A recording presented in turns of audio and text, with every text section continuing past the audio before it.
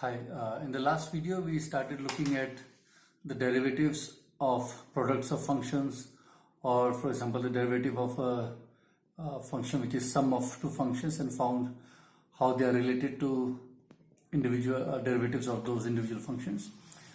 Now before we start using those rules which we derived, which are, for example, if you remember, which are listed here,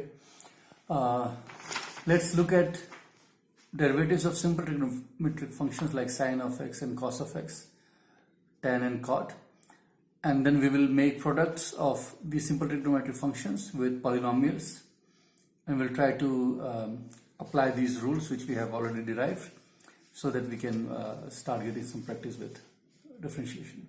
Let's see how.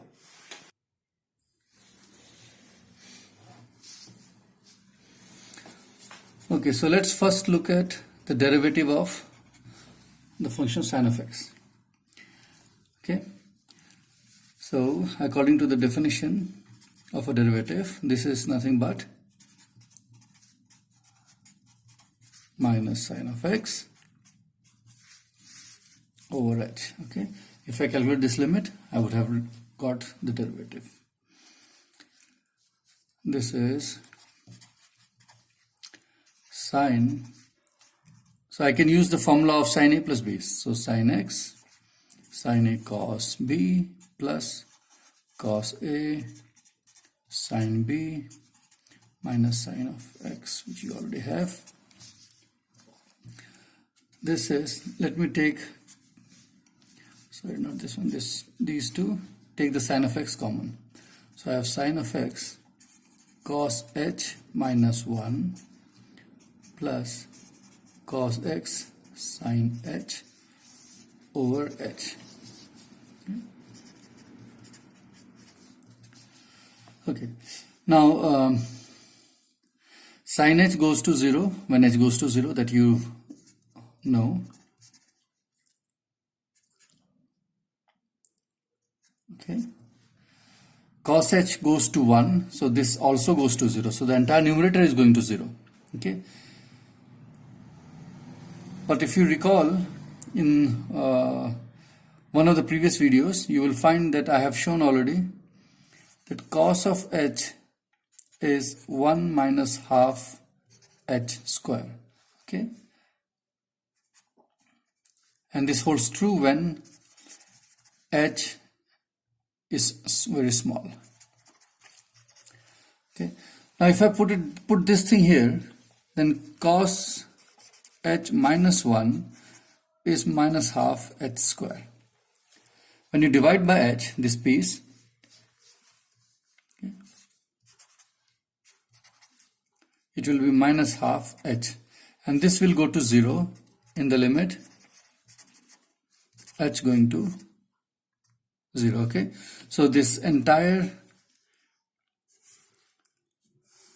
piece will go to 0. So all I need to worry about is now just this piece. Okay, and that is simple. So I've got limit h goes to 0, sine of x, maybe I'll write it for your clarity. Okay, this is minus half h square over h cancels this thing, plus limit h goes to 0, cos of x sine of h over h. Now this piece goes to 0, and I'm left with, right, thank you. Now I'm left with only this piece. Okay, that one goes to 0 because h goes to 0. And if you recall, limit sine h over h is 1. Okay, this also we have shown in a previous video, and cos of x is in this case a constant because h is the variable which is going to 0. So I can take this out of the limit, cos of x times limit h going to 0, sine h over h, and this piece is 1, so I get a cos x. I have derived for you.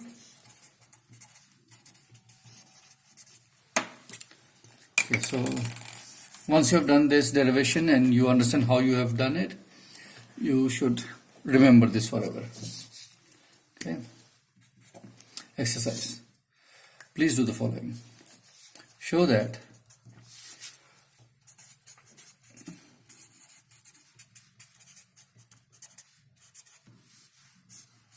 this you should show. Similar kind of reasoning will lead this result, and then we can do several other problems by just utilizing the formula which we had derived earlier, these ones. Okay. Let's see how. If I want to look at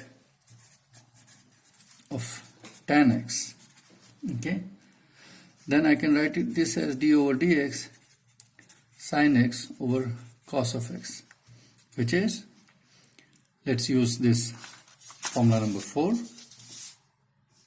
here, which I can, so f is sine, g is cos.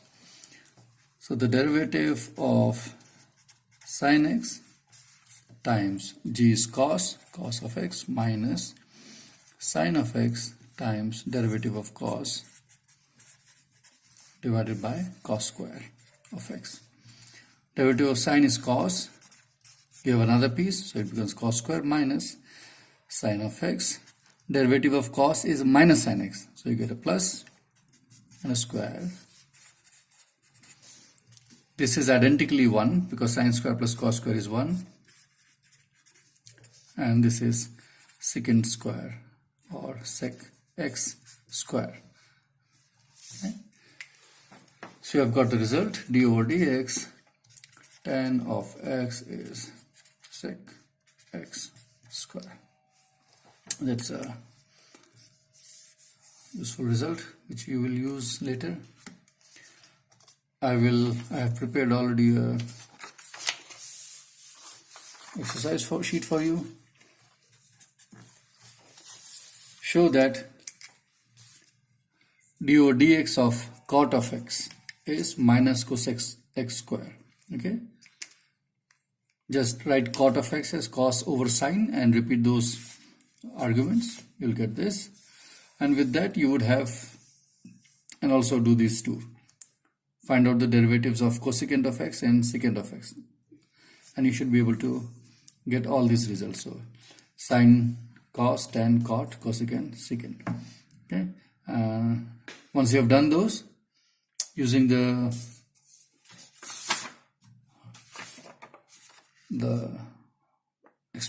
these results, you should keep this in your memory so that we can do differentiations fast. Okay, we'll see you in the next video with some examples where we will make products of products like this.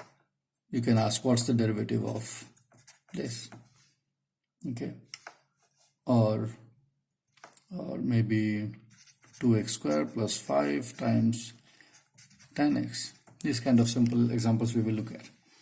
Okay, see you.